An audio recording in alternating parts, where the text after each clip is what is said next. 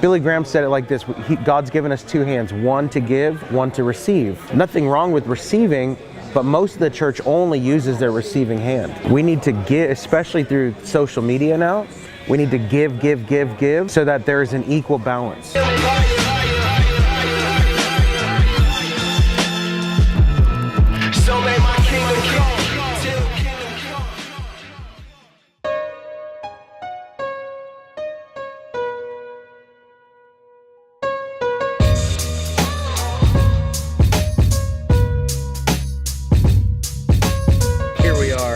In beautiful, I think, are we in Tennessee yet?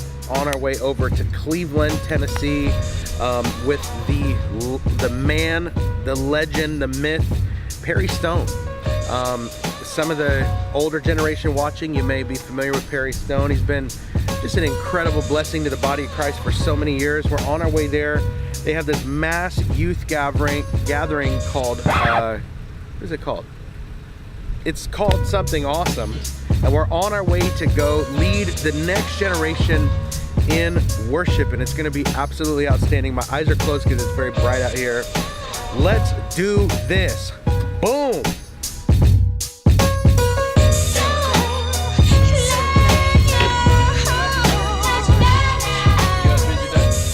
Yeah, I'm great.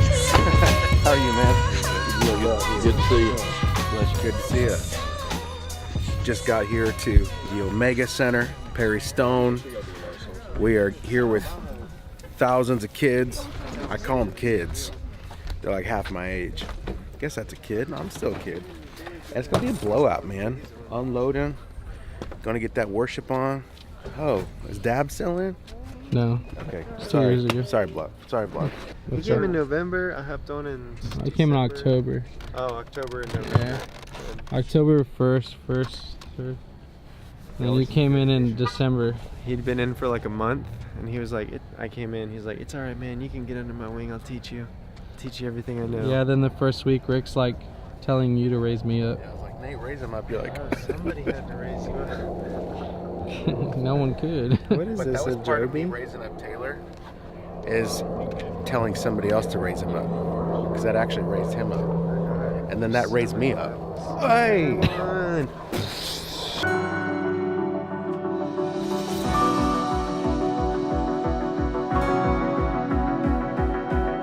So we're here about to start this meeting. It's amazing ministry here. They got their dance team at this youth conference. It's gonna be a good night.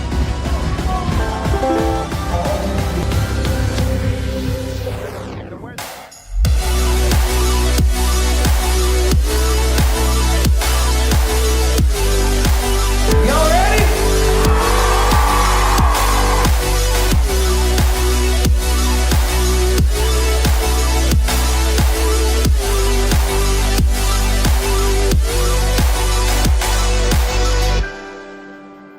Thank you. Thank you.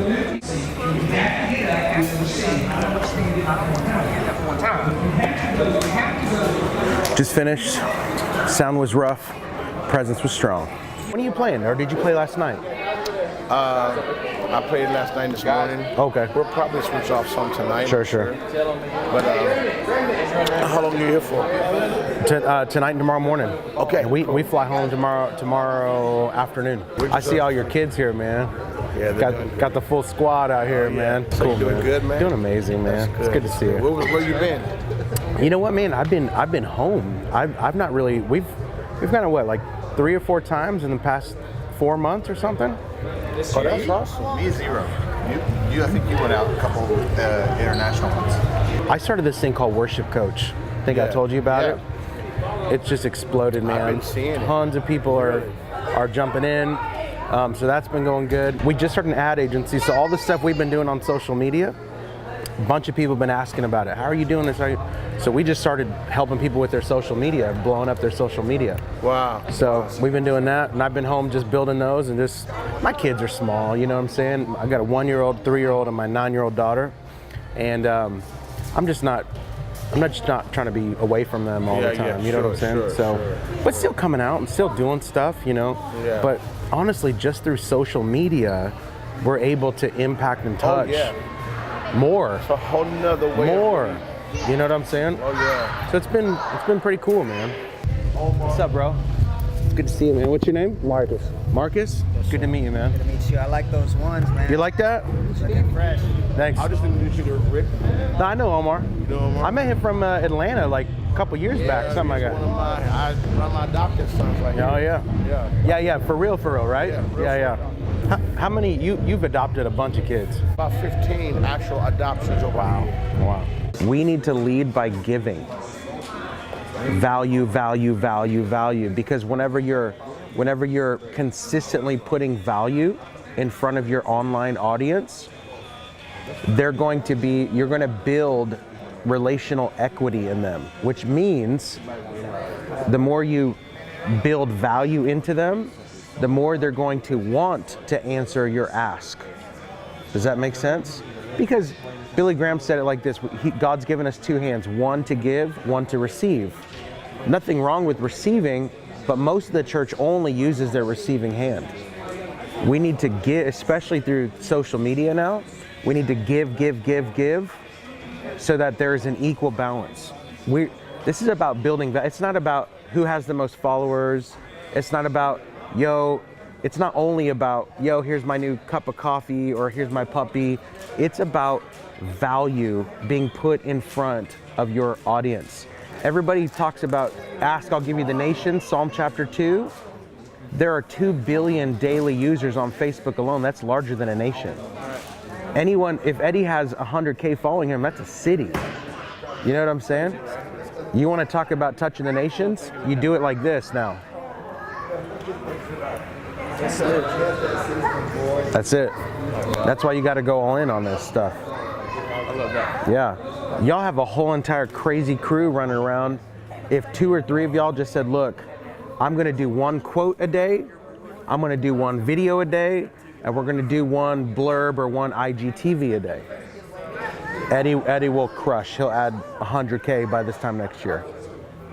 There's a little bit more to that, but you know what I'm saying. So what does your daily post look like?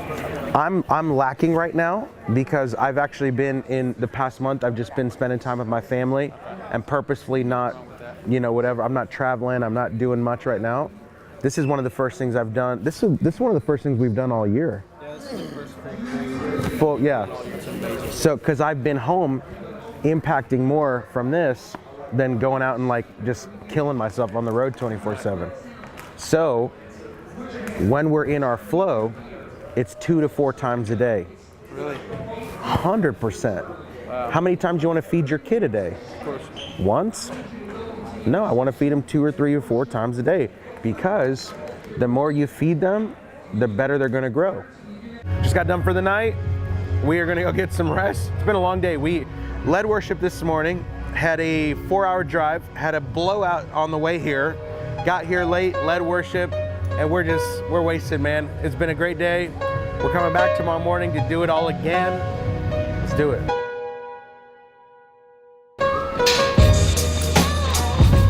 Morning, beautiful people.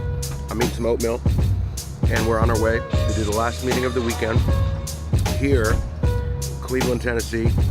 It's about 3,000 or 4,000 crazy youth kids, and we're having a blast. There you go.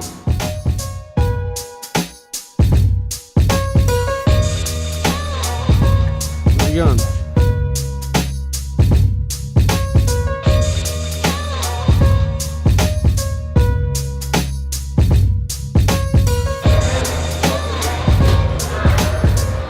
I'll just kick it over to you. I'll set it up a little bit. Okay. I'll talk about how I was actually raised Cogent. Yeah. And then I'll talk about our connection or whatever over the years. Mm-hmm. Then I'll just toss it over to you and we'll just end it. Yeah. What up, guys? Rick Pino here with my dear friend Eddie James, the legend. Man, how long we been rolling together? Oh goodness, at least 20 years. Coming up on 20. Coming up on 20. So we were talking this morning. For those who are watching, I actually was raised Kojic, which for the white people watching, that's Church of God in Christ. Basically, It's black church. Mm-hmm. I was raised in black church till I was about 11 years old. So I've always had this humongous heart for the gospel movement. And I think it's been incredible that the Lord has connected me to a man like Eddie. We've been friends for so long because he's one of the leading voices in the gospel movement. One thing I've been saying, Eddie, is the worship movement and the gospel movement need each other. Absolutely. Talk to us about that. And it's so true. And I was raised Church of God in Christ too. And one of the things that Bishop Mason, the founder of the Church of God in Christ, said years ago is that the Church of God in Christ and like those of maybe you would call the white worship movement, they're like the eyeball. You need the black part and the white part in order to see clearly. And Tasha Cobbs recently said at a event she was with Bethel that the reason why God has made us so unique in our worship expression is that God would have it so that we would never be without each other. We need each other to give the full expression of worship in this generation. And I think it's so important that we place value on what each movement is bringing together. It's really two streams, one river. That's how I like to see it. Is that's really one big movement with two parts that when we come together, we really show the full expression of what worship should look like. Absolutely. And the thing is too, is that worship and gospel, they're just two of the many streams that make the river, that make the city of God glad. Concur. I because completely I mean, believe what people are going to be surprised when they get to heaven. God's not white, No. and He doesn't only listen to white American worship. Right. Even though I love white American worship, there's gospel. There's you've been all over the nations. I've been all over the nations. Man, the indigenous sound. Really, what it comes down to is what you're saying. Honoring and valuing the indigenous worship, that indigenous sound on the inside of each other. The unique expression that God has given all nations, all creeds, all tongues. You know, it's really interesting. You said some time ago, I was looking at a post you put up that worship is not a genre.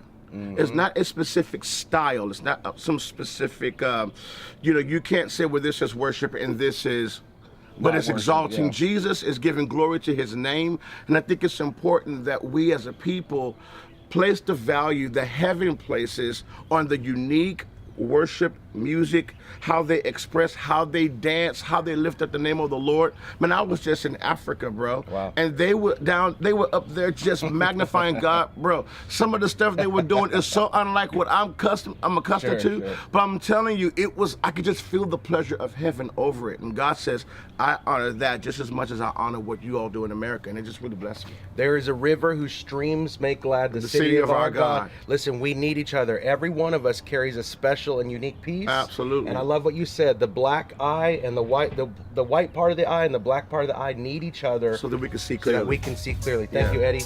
Love you, man. I love you, sir.